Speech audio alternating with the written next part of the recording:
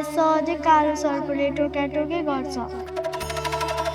मेरो आमा मर्नु त हुँदैन नि है अङ्कल? सधैँ त्यो सर्पले मेरो आमालाई मात्र किन टोक्छ?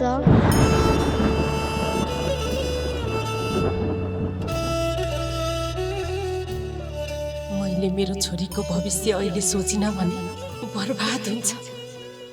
म मेरो छोरीको खुसीको लागि जे गर्न पनि तयार छु। यति चाँडै यो सब हुन्छ भनेर यता त म एकदमै अभागी छु।